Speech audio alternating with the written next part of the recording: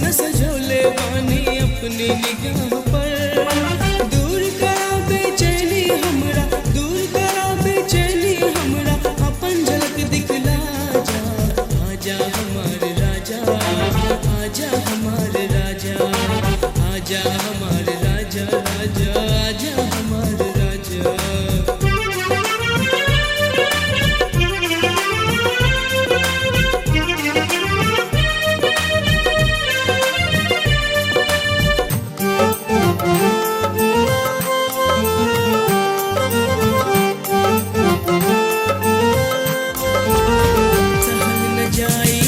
सजन जी तहरी बहर जुदाई, तहरा प्रीत से नीक रह के हम जौन बन जाए।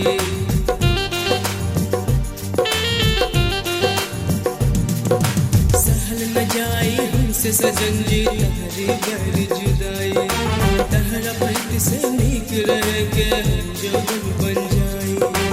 आजा दिल भर दिल में रखब अब नजर से दूर न जा। आजा दिल भर दिल में रखब अब नजर से दूर ना जा। आजा हमार राजा, आजा आजा हमार राजा, आजा हमार राजा, राजा आजा हमार राजा। नैन बिछोले बानी राजा तोहरे राह पर, तहरे सपना सजोले बानी अपनी निगाह पर। नैन बिछोले बानी राजा तोहरे राह पर, तोहरे सपना सजोले बानी अपनी निगाह पर। दूर करा बेचैनी हमरा, दूर करा बेचैनी हमरा, अपन झलक दिखला जा। आजा हमार राजा, आजा हमार राजा, आजा हमार राजा, आजा हमार राजा, आजा हमार राजा, राजा आजा हमार राजा।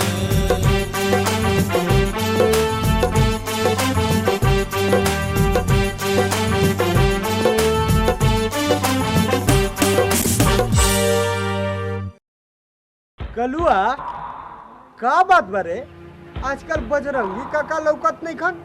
हुजूर हमरा से कल्हे गाछी में मिल रहल है और उनका साथे लगनियों का के घास गढ़त रही है। अच्छा अच्छा, तो आजकल बजरंगी काका के संगे लगनियों का की घास गढ़त बाड़ी। हाँ हुजूर, ये घड़ी तो दोनों प्राणी गेंदा के फूल लेखा खिलल बालो। अगर हम झूठ बोलत होगी तो मंतुरना से पूछ ली ना। का रे मंतुरना, तू बोलत पूछो नहीं कि? हुजूर बजरंगी काका के का हाल चाल पूछले बानी। अभी उनकर तो पांचों गुलिया गिरवे में बाटे। हो देखी के आवत बानी, हो देखी। कलुआ तनी देख तो बजरंगी काका उनका। हाँ हुजूर, बजरंगी काका हैं।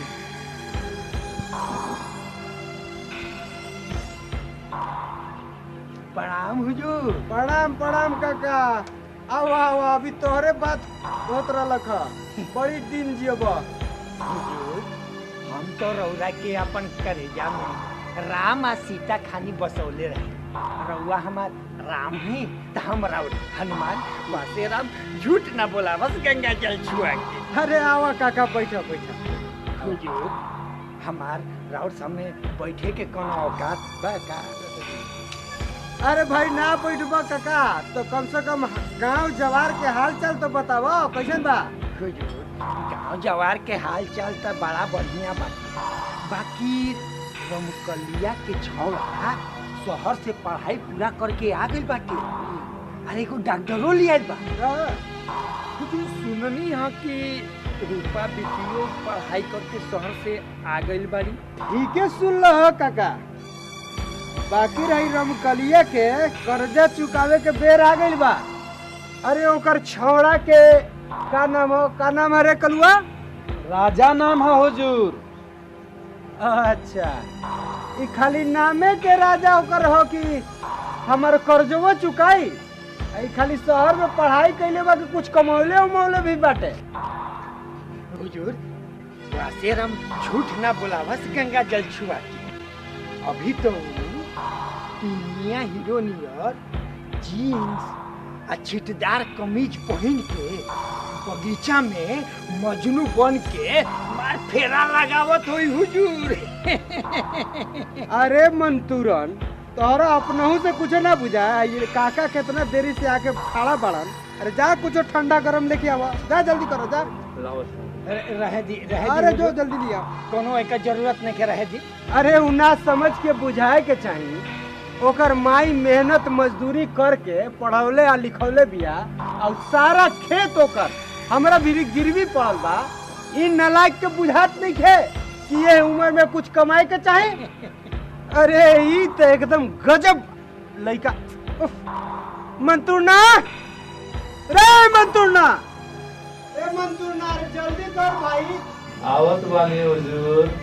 रहे दी कबो बातों में जे बाकी ठंडा गरम हो जाई। अभी हम चलत हई। ठीक बा काका, लेकिन तनी लगनी का की पतनी ढेर ध्यान दिया। काहे मजाक उड़ावत तनी हुजूर। बासेराम झूठ ना बोला, बस गंगा जल छुआ के। ठीक बा, चलत हई हुजूर। पढ़ा कलुआ। अरे है मंगरुआ वाला का भाई? जात बानी हुजूर। चला संग चला।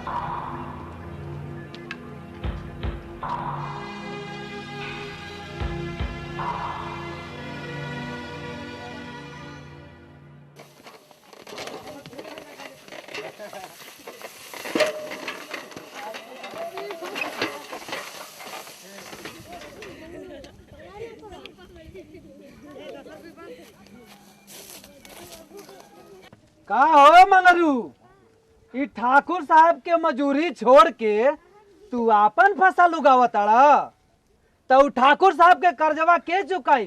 तहर बाप। जवान संभाल के बल कलुआ। बड़ा चाहत तारू हो, तारा के तो हम बाद में देखब। अरे शुक्रा, इस सब अनाज गाड़ी में लाद और चल हवेली।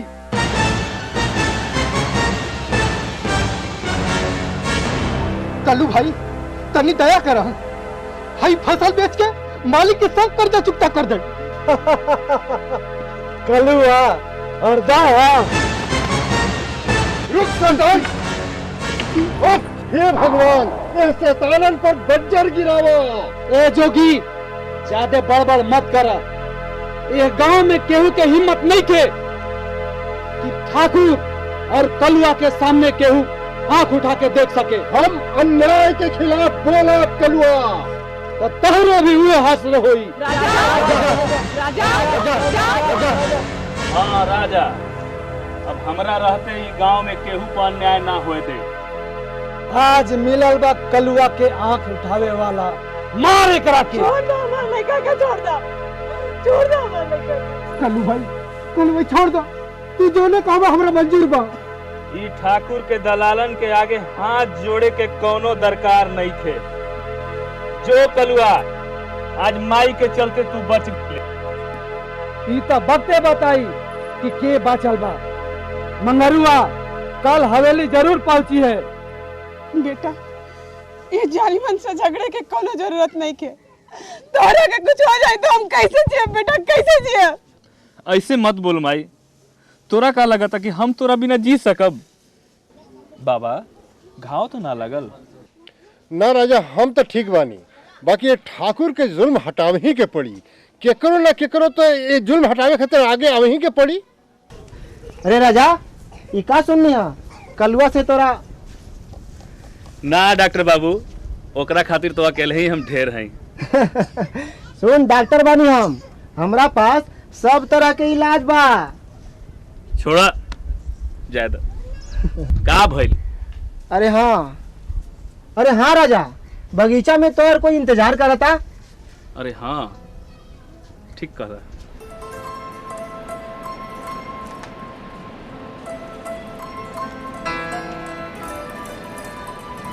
जब तरह से नहीं खेबले, जब से शहर से आए बा तब से ठीक से बातों ना करेला। रूपा, शहर के बाद कुछ औरू रहे। यहाँ माई बिया, खेत बा, सब देखे के पड़ेला। ए राजा, हम तोहरा बिन एक पल भी ना जी सकेली। पता ना हमरा का भइल। तहरा कुछो नहीं खे भइल, तू ऐसी रहबो।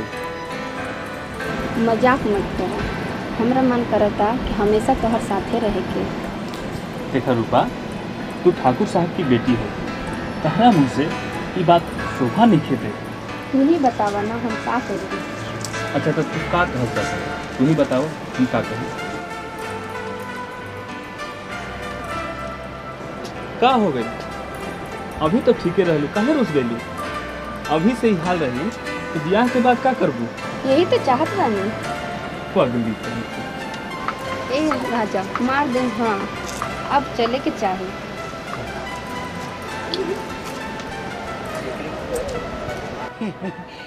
वासे राम झूठ ना बोलावस गंगा जल छुआ के।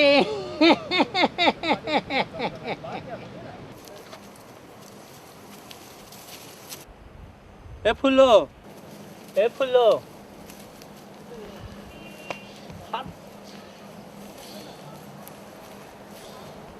अरे फुल्लो रानी, एक तो तू हवेली में ऐसे छटकल चले लू, कम से कम यहाँ तो अरे सुना अरे भगवान, ए भगवान, ये बुढ़वा का जल्दी उठावा, हमरा पर तनी से दया करा। अरे मंटू ना आए जमे बानी। अरे अरे सुन सुन सुन, अरे एगो बात जाना तड़ी रे। हाँ कौना बात काका? कहीं तू रूपा और राजा के बारे में तो नहीं के कहत? अरे ठीके कहले ह। बासे राम झूठ ना बोलावस गंगा जल छुआ के। उ दोनों के अभी हम देखनी ह। अरे भैया बड़ा लटर पटर बा उन्हीं में। लटर पटर नालू काका, ओखनी दोनों में प्यार हो गइल बाटे, प्यार जैसे तहरा और लगनी काके के ई गांव के सब लोग के एकजुट होवे के बा। आई ठाकुर के मजूरी छोड़ के आपन आपन खेत में फसल उगावे के बा और आपन फसल उगा के वही से ठाकुर के कर्जा चुकावे के बा। बोला सबके मंजूर बा? एकदम मंजूर बा। राजा भैया, राजा भैया, का हो मंतुरन, ठाकुर साहब से फुर्सत मिल गईल? तू तो जानते बड़ा भैया, हमार बाप दादा उनकर यहाँ गुलाम रहे, हमार का औकात बा। आ सुनी ना, परदेश से कुछ लोग आयल बाड़े। नमस्ते, हमार नाम मोहनलाल चौधरी बा। ये हमार साथी मन सुरेंद्र प्रसाद जी। हम दोनों भारत सेवा आश्रम धनबाद से आइल बनी। का बात बा, बोली। हमनी के सरकार की ओर से गांव-गांव जाके एड्स और HIV के बारे में जानकारी दिला। अच्छा अच्छा अच्छा, ये देखी एड्स बड़ा भयंकर बीमारी बा। ये लोग कुछ कही है तनी इनकर बात ध्यान से रुआ लोग सुनी। सुरेंद्र जी रघु कुछ बोली। एड्स एक लाइलाज बीमारी बा। आज तक हमनी के भारत में ही ना पूरा संसार में एकर दवा नहीं बनल। एकर जानकारी ही एकर बचाव बा। सब स्वास्थ्य केंद्र में पोस्टर से चिपकावल गइल बा। रउआ लोग के सब मिली, रउआ जब देखब। लाइलाज बीमारी समझनी ना, जरा खोल के बताएं। देखा, दिनों दिन चेहरा काला पड़ी, मुंह में सादा सादा फेफड़ी पड़ी और कटल छटल घाव जब ठीक ना होखी और छूटल पुटल बुखारो आवत रही तो ओकरा खातिर सबसे पहले स्वास्थ्य केंद्र जाके अपन खून जांच करावे के चाहिए और अगर केहू जान पहचान होखे तो ओकरो से जांच करवावे के चाहिए। रुआ लोग समझ गई नीनू? जी समझ गई नी। समझ गए हो? एकरा सब ध्यान में रखे के बात बा जी, ये बहुत जरूरी बात बा जी। और शहर में भी एकर बड़ा प्रचार प्रसार बहुत जोर से हो रहल बा। एकर यही से ध्यान देवे के जरूरत बा। एकरा पर सोचल जरूरत बा। खाली शहर में ना, रेडियो में, टीवी में प्रचार के माध्यम से और समाज से भी लोग घर घर जा करके बतावता। ई आदेश कल्याण मंत्रालय भारत सरकार के है। ऐसा ऐसा ढेर बीमारी बा, केकरा के इलाज करावल जा। चलो राजा भैया चले के। रुका, ये ऐसन वैसन बीमारी ना, ये बड़ा जानलेवा बीमारी बा। दोसर बीमारी के इलाज बा लेकिन ए बीमारी के इलाज नहीं खे। ये बीमारी मर्द के ना औरत के, बच्चा के और बुजुर्ग के भी हो सकेला, और जेकरा हो जाए ओकरा पूरा परिवार। रउआ तो ऐसा बोलत बानी कि एड्स तहरे हो गइल बा। मंतूरन, तू अपन आदत से यह बीमारी जे बा सबसे खतरनाक बा। रुआ लोग के जो बतैले बाड़े, अगर ये लक्षण केकरो में दिखाई देवे तो तुरंते स्वास्थ्य केंद्र में जाके एकरा के दिखा लेवल जरूरी बा।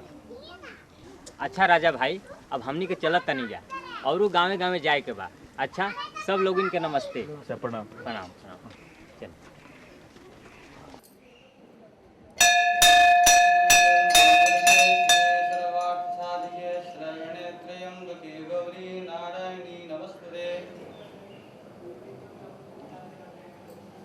लठ ठाकुराइन प्रसाद माई तुम्हारा साथ बाड़ी। जय माता दी।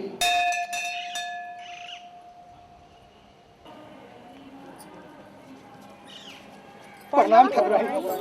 ठाकुराइन, ठाकुर के जुल्म बढ़ल जाता। कुछ करी, कुछ करी। हाँ ठाकुराइन, कुछ करी। तनी मनी जहू फसल होइल रहे, हम कलवा लाठी के जोर पर वहां ले जाता। का कही, बोलल नीक नहीं खे लागत। बहू बेटी के इज्जत पर भी। ठीक बा, सब ठीक हो जाई, चिंता मत करा। हम ठाकुर साहब से बात करब। रौरा के बड़ी बड़ी मेहरबानी। प्रणाम ठाकुराइन। प्रणाम ठाकुराइन। प्रणाम ठाकुराइन।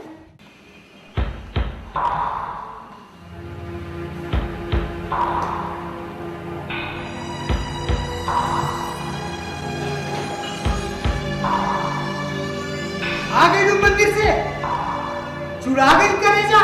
हाँ, आ गई मंदिर से। कहीं केकरो पर अत्याचार करके ना आए। अत्याचार? तू का बोलल चाहत बड़? हम अत्याचार करत बानी? हाँ, रउआ ठीक समझती। रउआ या रावण मठेतन से सारा गांव। हाँ, का कहल चाहत बड़? हम जालिम हई, लुटेरा हई। ये बात हम नहीं कहते, गांव का सारा लोग कहता। माई, माई, ए माई।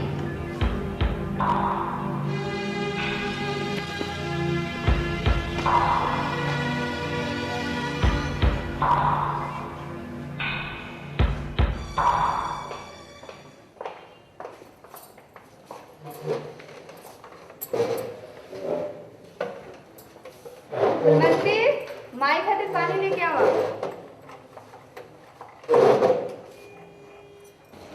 माई, तू जानत बाड़ू कि बाबूजी अपन हट ना छोड़िए तो अपन मुंह बेकार खाली करत तारू ना। देखा ना कितना अरसा हो गए, बाबूजी कबू प्यार से सिर पे हाथ ना फेर ले। हाँ दीदी, हमरो से बाबूजी प्यार ना करे। हम बानी नू अपन रानी बिटियन के खूब प्यार कर। ली माई, पानी ली। अब पानी नहीं, खाना खाए। हाँ हाँ, भूख लगल। काका, अरे हई मंगरुआ के तनी देखा, इहो रजवे नियन बात करता। क्या रे मंगरुआ, का विचार बात? हुजूर, हम गरीब आदमी है, राहुल से बराबरी ना कर सके। कर्जा के रुपया हम पाई पाई करके चुका दे। तनी हमरा के टाइम दी मालिक। सुन ला काका, 6 बरिस हो गई, अभी एकरा टाइमे नहीं के मिलत। देख ले, ताड़ तर के लमहिया देवे कि जामुन तर के पतरकी खेत, और ना तो हम तोर सब फसल उठवा ले। राउर जौन मन करे तौने करी। रउआ हमनी के अन्नदाता है, हमरा के सबे मंजूर बा। तोहार का विचार बा? हुजूर, हमार तो विचार ई बाटे कि एकर घर के आगे वाला जे कोई निहवा खेत बाटे ओके ले ली। वासे राम झूठ ना बोलावस, गंगा जल छुआई के। ठीक कहत बारा काका। और बाकी रही रमकलिया वाला का हुई? कलुआ के भेजी का? तू नहीं हो कि अभी बीमार बिया हुजूर। अरे तो ओकर छौड़ा रजवा के बुलावा। जो रे कलुआ बला के लिया। अब चलत है हुजूर, पर आई जल्दी। कोनो खास बाका? खासे बा हुजूर, बासे राम झूठ ना बोलावस गंगा जल छुआ के। अच्छा चलत है, प्रणाम। डॉक्टर बाबू। हाँ का हो राजा? ठीक बा? का हाल बा? ठीक बा। अच्छा बैठा। आओ सब सुनाओ। माई कैसन बाड़ी? माई के तो डॉक्टर बाबू जनते बड़ा दवाई देत बानी। ठीक बा रहा है, एक काम करो, भगवान पे भरोसा रखा, सब ठीक हो जाए। हम दवाई लिख देता नहीं। ना डॉक्टर बाबू, आज चल के देख ला, ऐसे माई तरह के बहुत दिन से याद करत हिया। अच्छा अच्छा, चला माई से मिलने भी बहुत दिन हो गई बा। चला मिल ले भैया।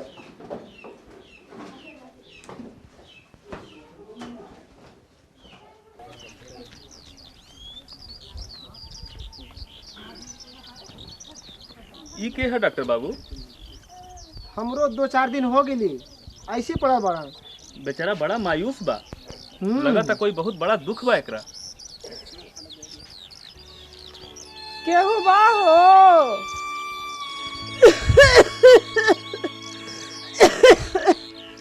ई खोखी तो हमार जान लेके छोड़ी। राजा के केहू देखला सा? अरे बजंती कहाँ बाड़ी रे? आवा तानी काकी, बाबूजी के खाना खिलावे गए रहे। ई ला पानी।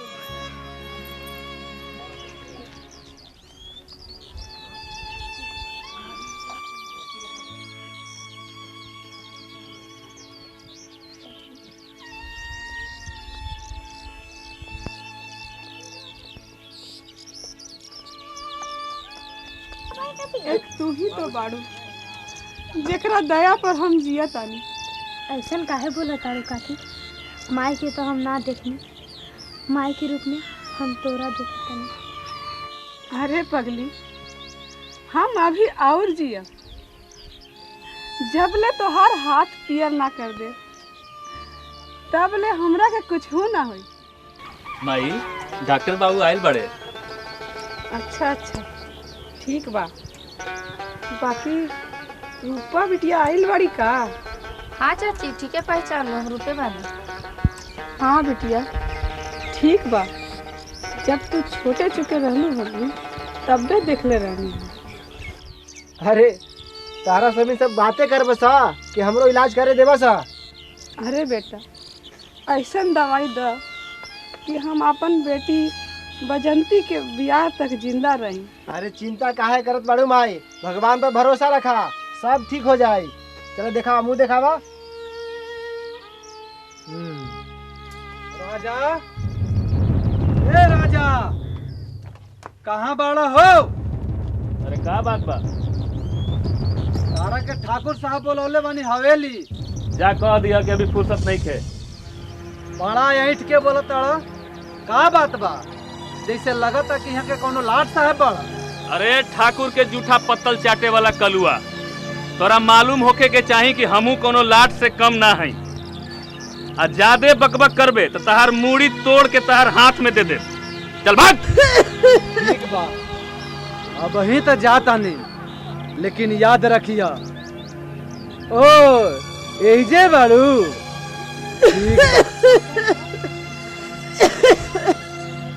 अब का हुई राजा? कलुआ तो बाबूजी से कह दी। अरे होई का, जे होई देखल जाई। ये बात बतावे से पहले वो दोनों के वही से काट दबे के रहे। सबर से काम ली हुजूर, सबर से काम ली। ये घर के इज्जत के बात बाटे ना काका ना। केहू हमार ठाकुर विशंबर प्रताप सिंह के इज्जत से केली और हम बर्दाश्त करी। कब ऐसा ना हुई, कब ऐसा ना हुई। कलुआ सुकरा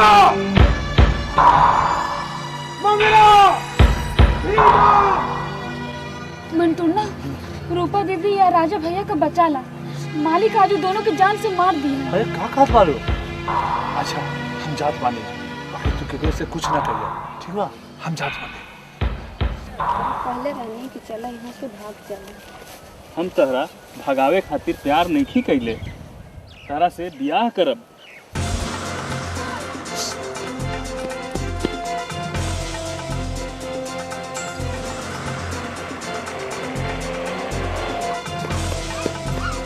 बाबूजी कबो ऐसा ना होके दिए। कलुआ अपन लठेतन के लेके आवत है, हमर तो जी घबरात। घबरा मत, जे डरेला वो प्यार ना करेला। राजा भैया, बड़ी मालकिन, कलुआ ठाकुर साहब सब लठेतन के लेके आवत आ रहे, तारा के मुआवे खातिर। भाग जा भैया, भाग जा। अब कुछ ना होई, कुछ ना होई। जब प्यार कैले बानी तो डरे के नहीं थे। आ तू जा मन तुरंत जा, जे होई से देखल जाई। जा। ठीक बा राजा भैया, हम तो जात बानी, बाकी एकरा के लेके भाग जा भैया, एकरा लेके भाग जा।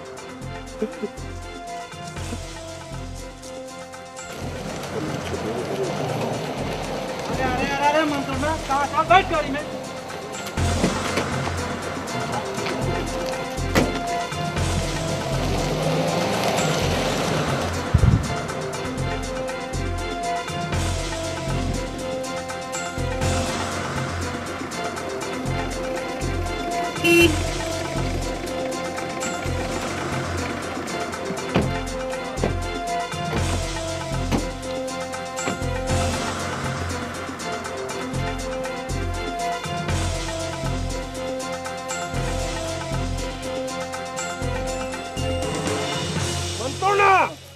मंत्रुना, ये हमार इज्जत बिया।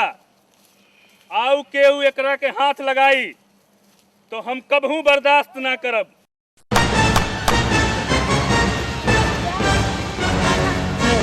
समझे के चाहिए, वासे राम झूठ ना बुलावस गंगा जल छुआ के। अरे कलुआ के भाई मलुआ, एकरा खातिर तो हम ही काफी बानी। मत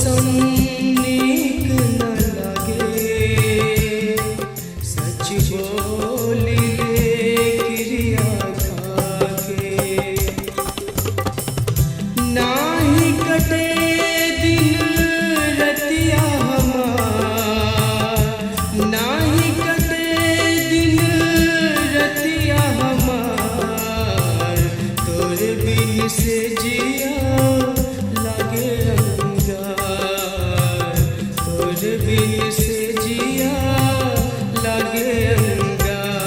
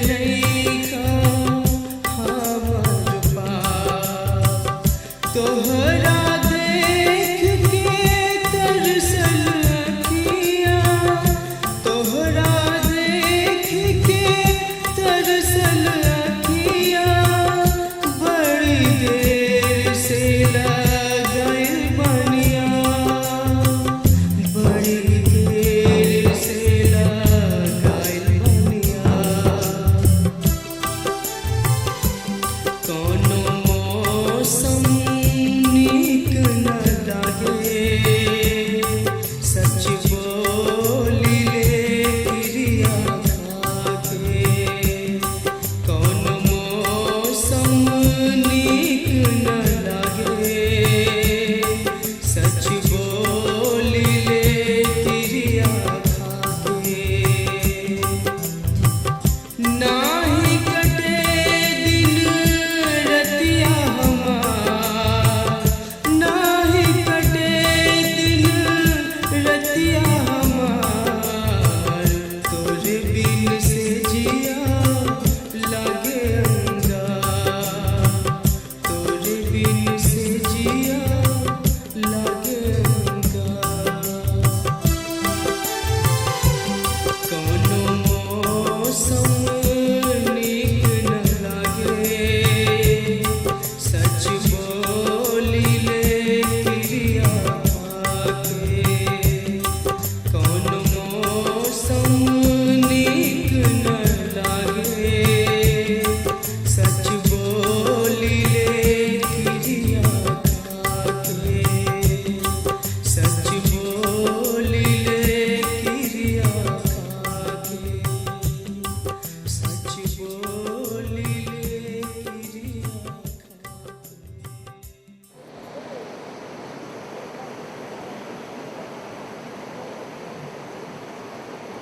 अरे ये तो राजा हो।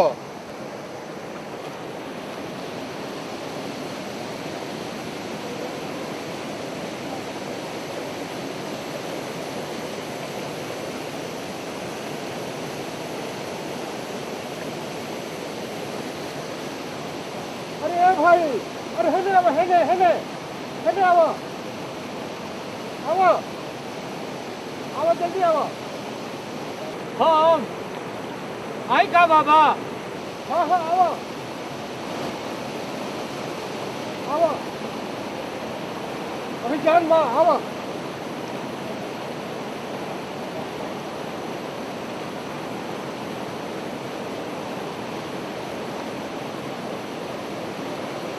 अगले चलो अब जान माँ विश्वास चलो अब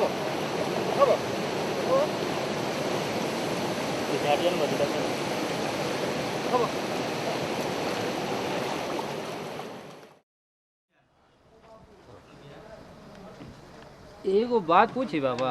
हाँ पूछो। ई के लागेला?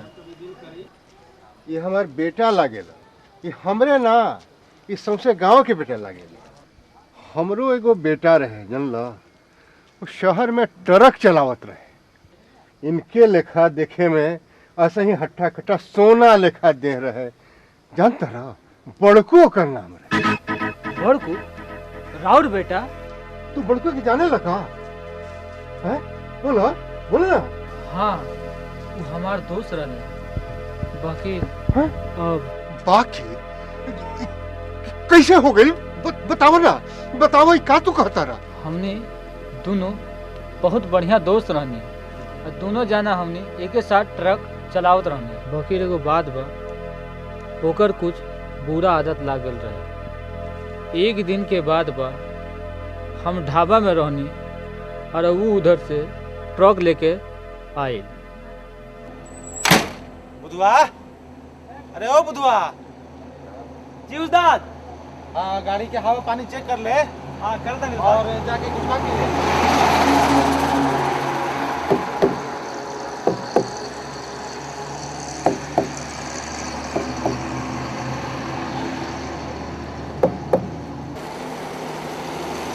क्या बंजीत भाई, क्या हाल बा? कुछ भेजी? भेजा तो जरूर, तनिया ने आके देखी तो।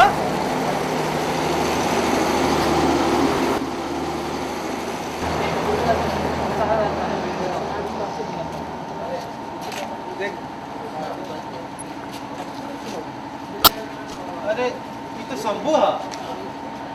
शंभू, ए शंभू।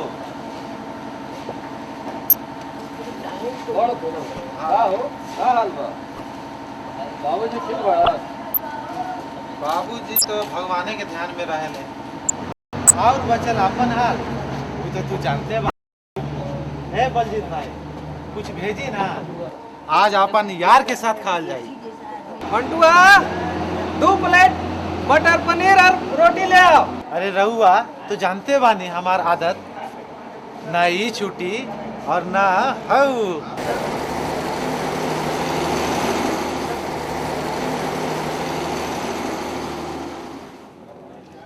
हाँ अब बतावा बड़ा चिंता में बड़ा। अरे ना यार कोनो ऐसा बात नहीं है। अरे यार के बात यार न जाने तू यार कैसन। अरे कुछ ना यार उतार भौजी से ढेर दिन भेंट भैला हो गई यही से।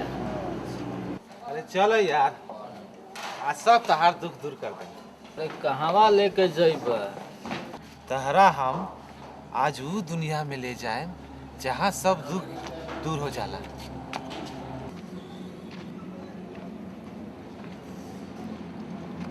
अरे कहवा लेके आ गई? अरे काहे घबरावत रह, हम बानी नु। चला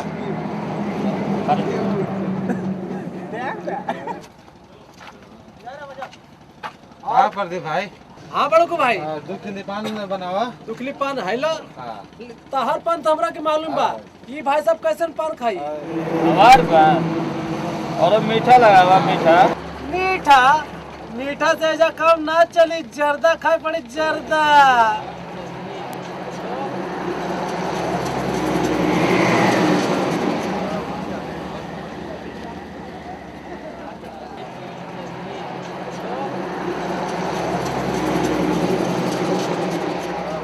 अरे बड़कू भाई कहाँ रहा मेरा हो? बहुत दिन बाद दिखाई दिला हा। एकदम टूटा दूध के चान हो गया। देखा बहुत अच्छा चीज आयल हा। कहाँ? एकदम पटाखा बा पटाखा। चला जमुना बाई के कोठा में एकदम अच्छा चीज बा। चला ले चला तनी चला चला।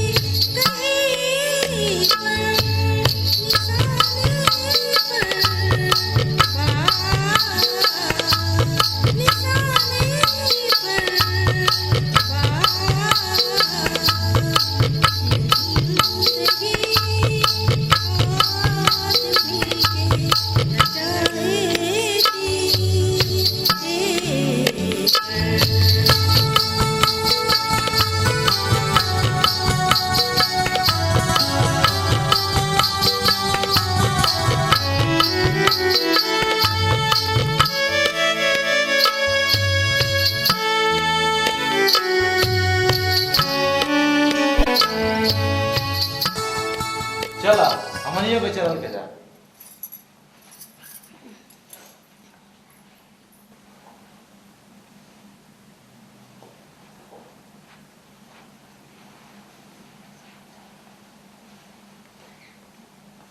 जाना तरन हमार जैसन गुरु बड़न ना बड़ा ही अहियास किस्म के बड़न। जब कभू ऐजा आवलन ना तो जमुना बाई के कोठा पे बिजुरिया से मिले खातिर जरूर जालन। और आज तहरो गुरु के लेके चल गए। हाँ हाँ जाना तनी। अरे वो जान लेवा बीमारी है। का नाम है ओकर? एड्स। हाँ एड्स। हाँ हाँ बहुते खराब बीमारी है एड्स। हाँ हमरो गुरुजी ई घड़ी बड़ा बीमार रहले। कहीं ओकरो तो एड्स ना भगेल? हाँ हाँ ये तो हम ना बता सकी। ये तो डॉक्टर साहब बताई हन। चल यार सूते के। हाँ यार भोरे उठकर डॉक्टर साहब के पास जाए के।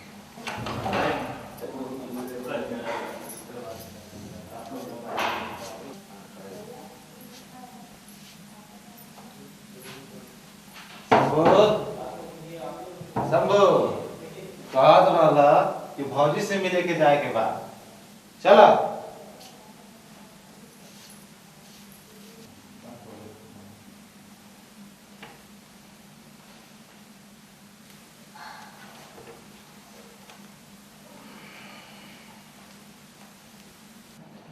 सुनी डॉक्टर साहब बाड़न का बात बा?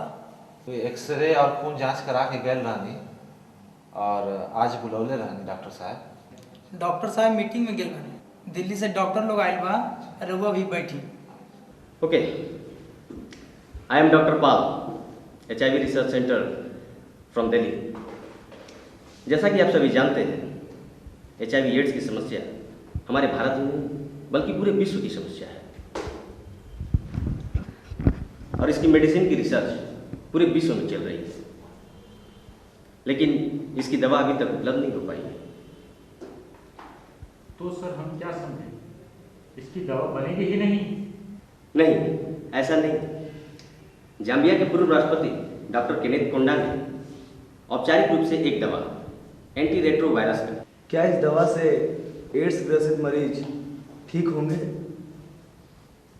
नहीं, अभी ये दवा सफिशिएंट नहीं है, इसलिए voluntary health association of India की तरफ से कई मैनुअल बुक और अनुभवी डॉक्टरों द्वारा विशेष जानकारी के लिए जगह जगह कॉन्फ्रेंस करा रहे हैं, क्योंकि इसकी जानकारी ही इसका बचाव है। राइट? आप में से आप बताएंगे doctor Sinha. Yes yes, AIDS के बहुत से लक्षण हैं, लेकिन कुछ प्रमुख लक्षण हैं। मरीज के शरीर में 10% वजन कम हो जाता है और मरीज को लगातार 1 महीने तक दस्त होता है। मरीज को लगातार 1 महीने तक फीवर आता है। राइट? आप बताएं डॉक्टर। Yes doctor Mishra. हाँ, HIV कैसे फैलता है? यस सर, HIV human immuno deficiency virus संक्रमित व्यक्ति के शरीर के अंदर काफी मात्रा में रक्त, वीर्य और योनि स्राव में पाया जाता है। इसके फैलने के कई कारण हैं। असुरक्षित संभोग, विसंक्रमित न की गई सिरिंज किसी को चूहोने या देने से, HIV ग्रसित मरीज का खून किसी स्वस्थ व्यक्ति को देने से। Absolutely right Mishra ji. इसीलिए एक ही इंजेक्शन से किसी भी मरीज को इंजेक्शन नहीं देना चाहिए। सर, कृपया इसका उपचार विस्तार से बताएंगे। इसका उपचार क्या है? शिक्षा एड्स का। इसका full form acquired immune deficiency syndrome. जैसा कि आप सभी को मालूम होगा कि भारत और अन्य देशों के वैज्ञानिक इसके वैक्सीन को बनाने में कार्यरत है। इसमें कुछ वर्ष तो लग जाएंगे, तब तक हमें लोगों को जानकारी देकर इसका उपचार करना होगा। नाउ एनी मोर क्वेश्चंस? नो सर। तो कॉन्फ्रेंस समाप्त करने से पहले कुछ जरूरी बातें। एड्स ग्रसित पेशेंट के साथ बातें की गई गुप्त रखें। HIV जांच के बारे में बताएं। जांच से पहले परामर्श के साथ गोपनीय जांच कराने का इंतजाम करें। जांच का परिणाम विस्तार पूर्वक बताएं। जिन लोगों को HIV है उनकी देखभाल और सहायता करें। लोगों का भेदभाव का विरोध करें। और भी बहुत सारी जानकारियां हैं, आप लोग भी डीप जानकारी प्राप्त करें। All the best. Thank you. Thank you.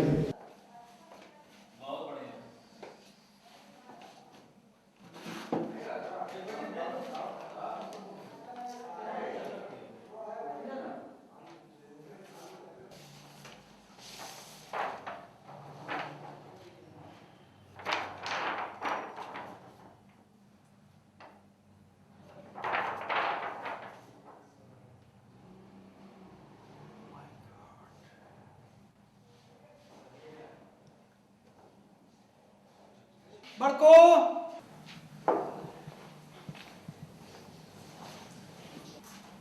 प्रणाम डॉक्टर साहब। प्रणाम प्रणाम। बैठो बैठो।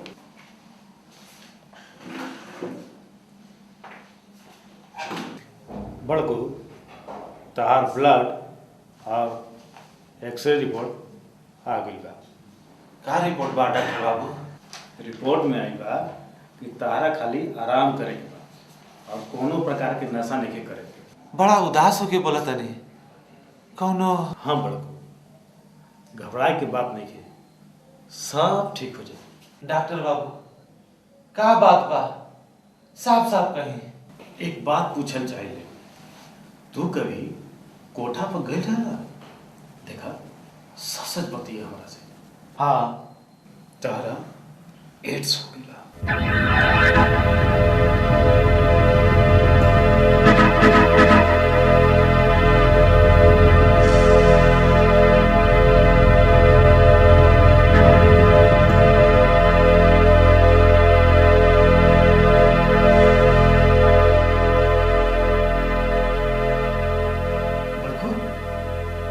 है बड़कू बड़कू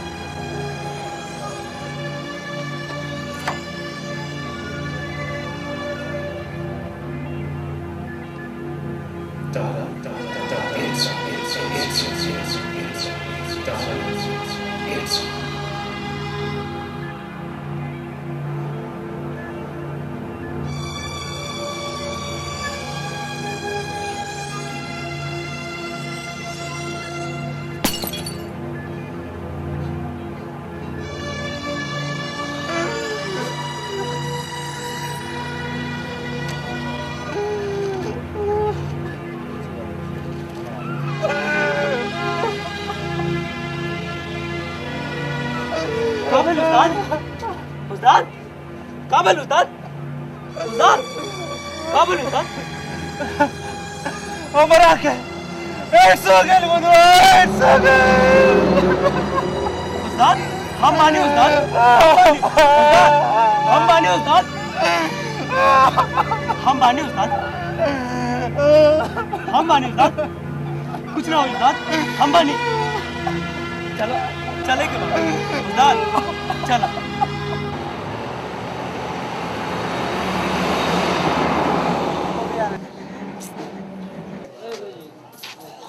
यार बड़कू तू तो हमरा यार साँचो के जन्नत पहुंचा दे का गावत रहले और उ दिव्या ओकर तो बातें अलग रहले रात भर आजो के बेड डूबल चल चले के आओ है नहीं बैठो बुधवा बुधवा बुधवा ना उस्ताद और ना बुधवा अब पीएम ना तो जीएम भी ना लावा यार तारा से एक बात कहे चाहे नहीं का बात बा बड़कू बड़ा उदास बड़ो शंभू हमरा के माफ कर दिया का भइल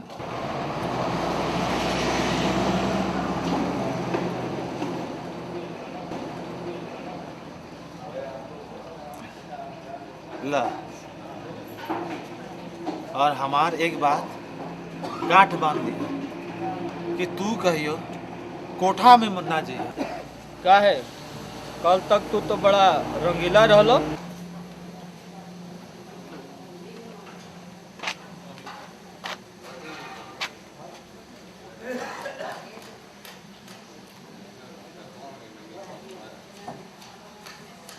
काल और आज में आसमान जमीन के फर्क हो गई का भइल बुधवा हमरा के नइखे समझ में आवता अरे बुधवा से का पूछा तरह हमरा से पूछा हमरा से अब ई यार तहार यार ना रहलस ई उनकर यार हो गए और ई दोस्ती उ कोठा से होइल और हम कबो ना चाहब हमरा के बुझावल मत बुझावा साफ साफ बतावा का बात बा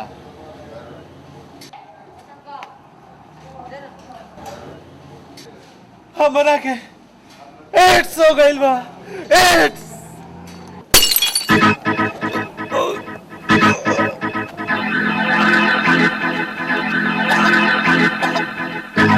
का भइल उस्ताद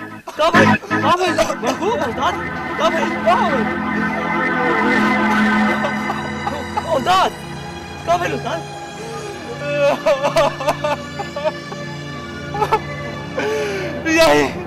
यही हमार प्रायश्चित रहे, यही हमार प्रायश्चित रहे। ना उस्ताद ना, तोरा कुछ ना हो उस्ताद, कुछ ना हो। बड़को मत बुधवा जा डॉक्टर को बुला के ले आवा। जाता नहीं ना बुधवा ना, अब ढेर देर हो गई बा यार। दुनिया के ताना हम सह सके नहीं, लेकिन बाबूजी से आग ना मिला सके नहीं यार। तहार एक जिम्मेवारी बा, तू हमारा तरफ से बाबूजी से माफी मांग लिया।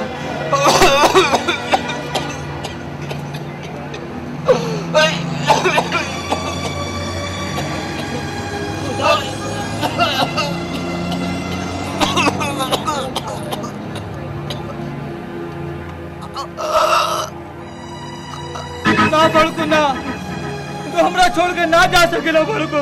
ना उस्ताद ना, हमरा छोड़ के ना जा सकेला उस्ताद। उस्ताद ना, उस्ताद ना, हमरा छोड़ के ना जा सकेला उस्ताद, ना जा सकेला। बुधवा तू जा और बाबूजी को खबर कर दो। ना सबको भाई ना, चला इनका अंतिम संस्कार कर जाओ। उस्ताद बाबूजी कहाँ बड़ा तहरा मालूम बा यार? तहरा से हम वादा करत हनी बाबूजी से तहरा खातिर माफी हम मांगब और उनकर बुढ़ापा के लाठी हम बनब। उहे दिन से हम रउआ के जोहत रहनी, रउआ अपन बेटा के माफ कर दी। अरे ओकरा के तो हम कबे माफ कर देले रही। इस सब बात हमरा बलजीत से मालूम पड़ल रहे। तोहरो बारे में हम कुछ जाने के चहले रही, लेकिन रूपा रूपा रूपा लागता कि राजा के होश आ जाई। अच्छा सुना, ये तू जाके इनका माई के गांव के लोगन के खबर करावे के कह। जा बहू जा। हाँ, जा। राजा राजा ना चाची, हम बाने नु, राजा भैया के कुछ ना हो, तू चुप हो जा। ना हमार राजा कबो ना आए। अरे इस जालिम लोगन के हाथों कबो केहू बचल बका। ए भाई, राजा के घर ये बा? हाँ, बाकी का बात बा?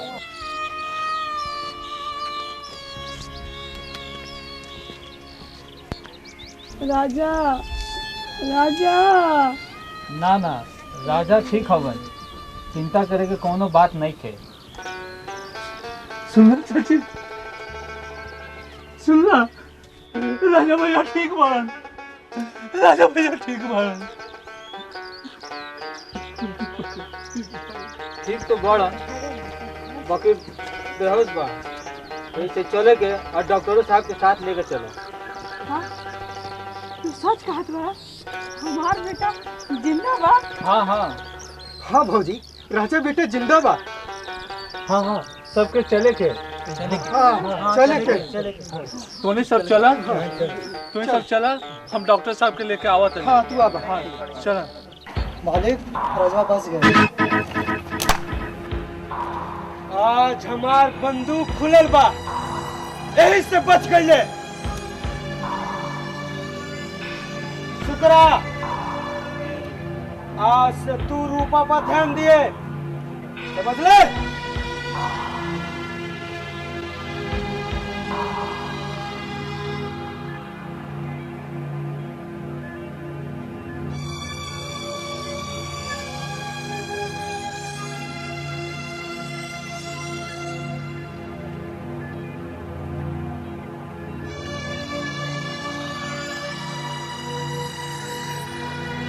चाची, तनिक देर में राजा के होश आ जाए के चाहिए। एकरा शरीर से बहुते खून बह गइल बा चाची, बहुते। एकरा के खून चढ़ाए पड़ी। बबुआ, हमार शरीर के एकाक बूंद खून लेला, बाकी हमार बेटवा के ठीक कर दो, बाकी हमार राजा के ठीक कर दो। हमारे राजा के ठीक कर दो। डॉक्टर बाबू खून अगर कम पड़े तो तू हमरो खून ले ले, बाकी राजा के ठीक कर दे डॉक्टर, राजा के। रवा लोग इनके खून देवे के कोनो जरूरत नहीं है। राजा भैया के हम खून दे, हम खून दे राजा भैया के। हमनियों को खून ले लिए डॉक्टर बाबू, हमनियों को खून ले लिए बाबा।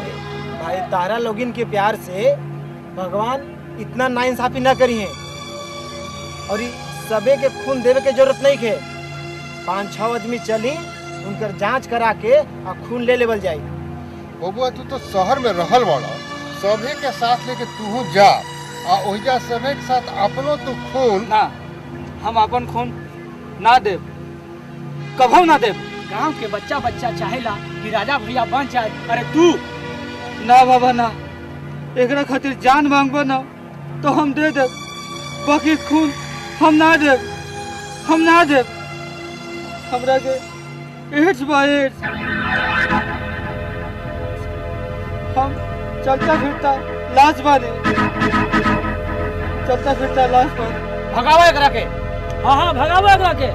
एड्स छुआछूत के बीमारी हो। चुप रही रहो सब, ये कोई के साथ रहे से ना हो वाला ये बीमारी, ये सब हम बाद में बताएं, अभी सब चुप रही। रूपा रूपा रूपा रूपा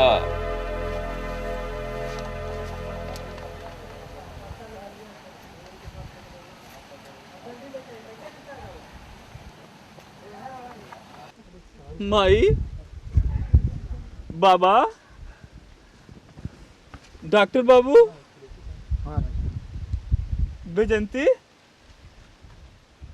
हम मंतुरना तू ही हमार रूपा के छीन के ले गए रहनु। हम रूपा के पास जाई ना भैया ना, माफ कर दी हमरा के। हम बड़ी मालकिन के लेके गए निहा तो हम ही लेके आए। भरोसा करी हमरा पर, भरोसा करी हमरा पर। हम रूपा के पास जाए। भाई लोगिन अब तारा लोगिन के चिंता करे के जरूरत नहीं है। भगवान के कृपा से राजा अब ठीक हो गई बाड़न, अब कोई के खून देवे के जरूरत नहीं है। डॉक्टर बाबू हमरा के बचा के रउआ 3 जिंदगी के बचैनी है। इराउर हम कर्जदार हैं डॉक्टर साहब। ना राजा ना, तारा के हम न बचैनी है, तारा के बचाए वाला बाबा बाड़न और शंभू बा। ना है डॉक्टर ना, हम ना, ये भगवान के महिमा है। आए राजा सुनो, तुम्हारी दोसर जन्म भइल, आज जन्म के एके उद्देश्य तू रखी है कि ठाकुर के जुल्म से सब गांव वाला के सबके उद्धार कई। राजा भैया हम तो हर साथ बानी। राजा भैया तू ठीक हो जा, हम ठकुरवा से गिन गिन का बदला ले। आओ कलुआ मलुआ के भी मत छोड़ी है। रउआ लोग के हिम्मत देख के हमार इरादा और मजबूत हो गइल बा, लेकिन पहले हमरा रूपा से मिले के बा। वो हमरा बिना ना जी सकेली। अरे बैठा राजा बैठा। अरे तारा चिंता करे का जरूरत बा, वो मंतुरना गइल बा, वो रूपा के लावत होई। हाँ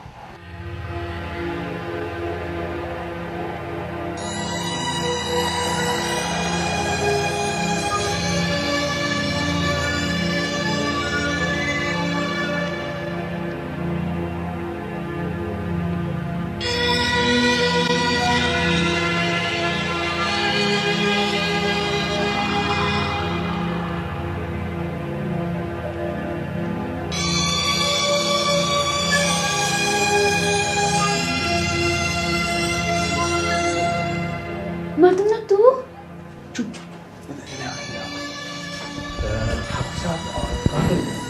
मालिक हमारी बाहर गए भाई और बड़ी मालकिन वो अपन रूम में रोवत बानी। अच्छा तोहरा संगे तारा के जे बोले कोई वो बाद में बोल लिया। अभी हमरा संगे चला, तारा के राजा भैया के पास ले जाए के बाद। हाँ दीदी, अगर आज ना जाबू तो तारा के बाबूजी कभियो ना जाए दे।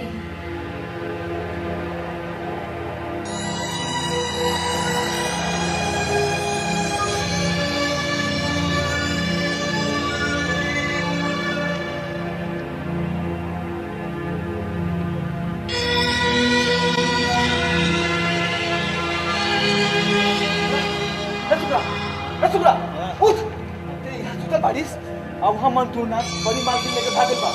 अरे मालिक का ना छोड़ियन। चल चल चल चल चल चल भीमा।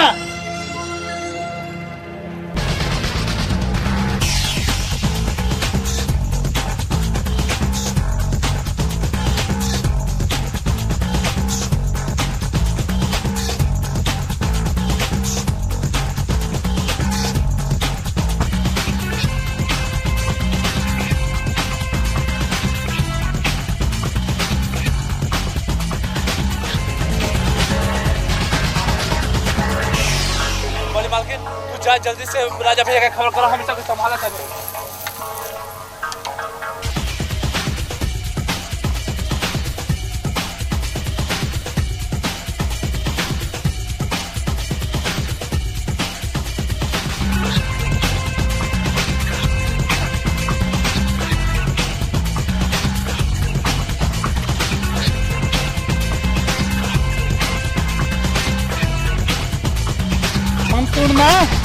आप तोरा के दुनिया के कोनो ताकत न बचावे सके। अब हम बानी रे कलुआ। और हम बानी हम बानी और हम बानी।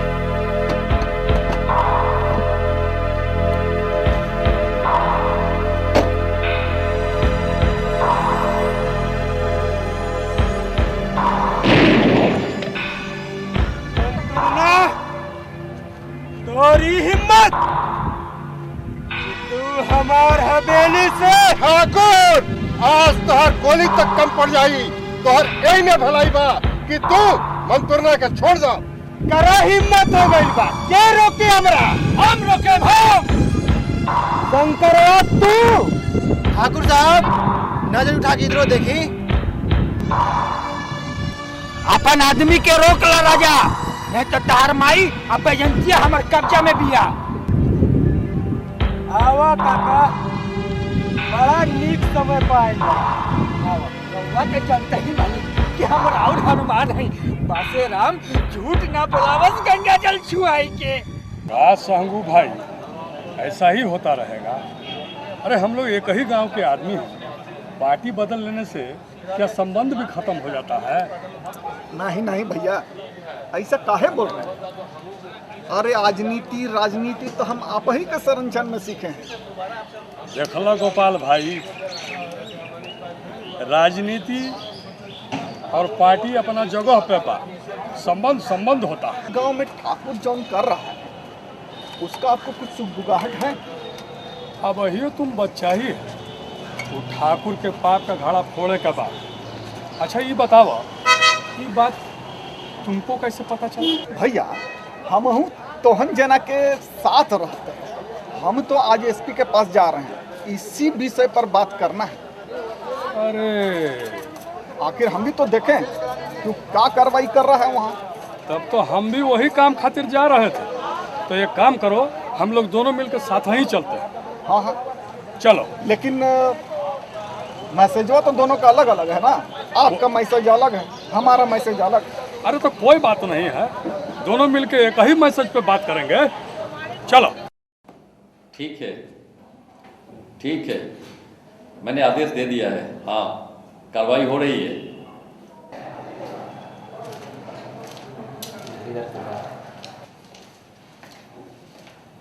प्रणाम सर। आइए आइए रंजीत जी, क्या हालचाल है? ठीक है। अरे संगू जी भी आपके साथ हैं? अरे ये तो बहुत अच्छे ही ग्रुपों के नेता हो गए हैं। ये तो आपकी महानता है सर। फरमाइए, क्या सेवा करें? सर, विक्रमपुर गांव में क्या हो रहा है, इसकी जानकारी है आपको? हाँ हाँ रंजीत जी, मुझे इसकी सूचना मिल गई है और मैंने आवश्यक कार्रवाई हेतु आदेश दे दिया है और कानूनी कार्रवाई हो रही है। अरे खाक कार्रवाई हो रही है। आपको पता है विक्रमपुर के गांव के ठाकुर ग्रामवासियों पर कितना शोषण कर रहा है और आप कहते हैं कि कार्रवाई हो रही है। सेंगू जी, आपको अद्यतन स्थिति से मैं अवगत कराता हूं। Hello inspector Vikrampur, SP Patna बोल रहा हूं। स्पीकिंग सर। अरे ये क्या बातें हो रही वहां पर? वहां की क्या स्थिति है? लोग मुझे परेशान कर रखा है और तुम अभी तक जवाब नहीं भेजे। अविलंब जवाब भेजो जिससे मैं लोगों को अवगत करा सकूं। यस सर, मैं वहीं पहुंच रहा हूं और आपको तुरंत रिपोर्ट करता हूं। सेंगू जी, आपको चिंता करने की आवश्यकता नहीं है। कार्रवाई हो रही है, अद्यतन स्थिति से कल तक आपको अवगत करा दिया जाएगा। धन्यवाद सर। Thank you.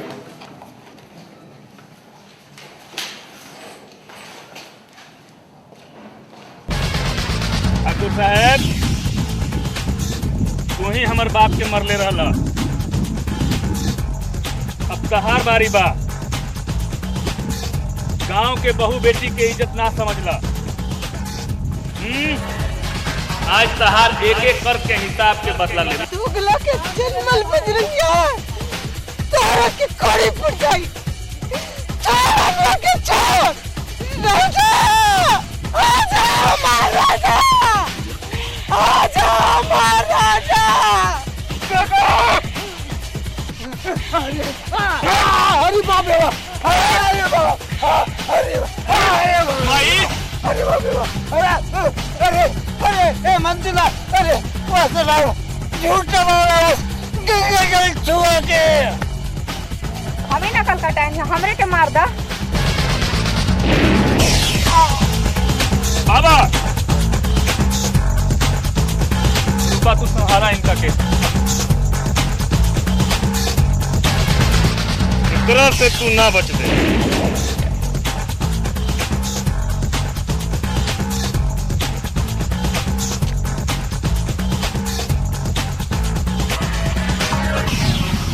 राजा भैया तू आ गईला। हाँ हम आ गए।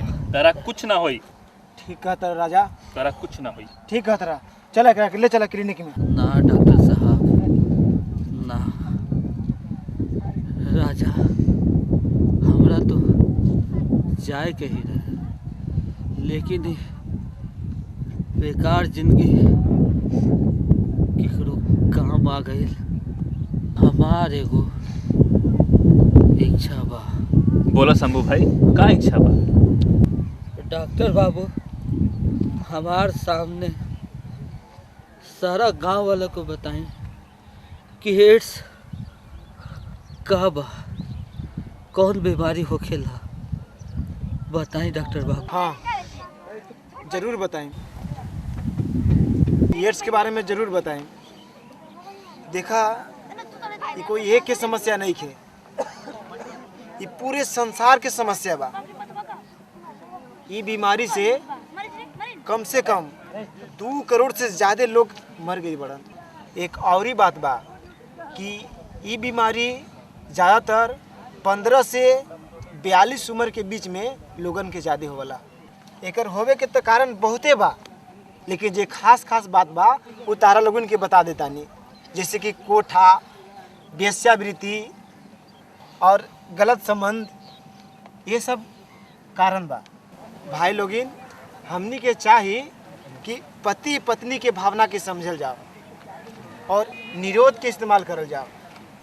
दूसरा बात बा कि कोई भी सुई लेवे से पहले ओकरा 20 मिनट तक पानी में, गर्म पानी में उबाल ली। उबालला के बाद ओकर इस्तेमाल करी, और ना तो नया सुई बा ओकर इस्तेमाल करी। कोई भी खून चढ़ावे से पहले ओकरा जांच करा ली, तब जा कर के हमनी में जागरूकता आ सकला। खून के जांच करा के प्रयोग में लाई, तब जाके तनी मनी हमनी में जागरूकता आ सकेला। ना तो लोग ऐसे ही अकाल मृत्यु से मरते रहिए। आज से हम वादा करतानी कि हम सब लोग मिलके गांव-गांव जाके प्रचार करबे कर। ये हमर वादा है। हाँ राजा भैया, हम तहरा साथ बानी। सब साथ बानी। हम सब साथ में। हाँ, आज जवन भइल तवन भइल, हमरा सब समझ में आ गई। अब कोई गरीब आदमी ऐसे ना रही, और हमार जवन प्रति जमीन बाटे, जकरा पर आज हम आज तक राज करत नहीं, आज से इस प्रति जमीन पर हम स्वास्थ्य केंद्र बनाई और एड्स के वायरस के जलावे खातिर ये हमारा से आह्वान बा। आप लोग के साथ हम बानी, तहे दिल से बानी।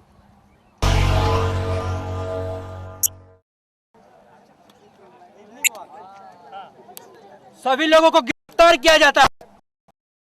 अभी मेरे साथ थाने चलिए।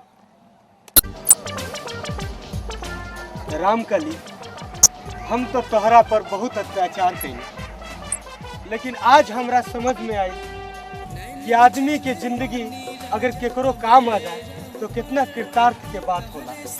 हम तू धन्य बाड़ू ऐसन बेटा देके, धन्य बाड़ू तू माई, हमरा के क्षमा कर दे। और आज ये पूरा गांव के सामने हम अपनी बेटी रूपा के हाथ ई राजा बेटा के हाथ में देके ई साबित करल चाहतनी कि समाज में कोई बड़का नहीं खे, कोई छोटका नहीं खे, कोई गरीब नहीं खे, कोई अमीर नहीं खे। और हम समाज से, गांव से, लोगन से माफियो मांगतनी कि जितना हम अत्याचार रउआ सभे पर कैले बानी ओकरा खातिर हमरा के रउआ सभे क्षमा कर दी। और एक बात आऊ, हमार जिंदगी भर सेवा कैला सही हमार नौकर ना हमार बेटा से बढ़ के बा मंतुर ना। आज एकरो बियाह हम एकर फुलमंतिया से करवा के कहे खातिर कह देतनी रउआ सभे। और हई डॉक्टर साहब भी हई बच्ची के साथ के देख के इनकरो बेड़ा पार लग जाओ। इस सब बात के साथ हम सरकार के खाता में जातनी रउआ सभे से क्षमा मांगते हैं।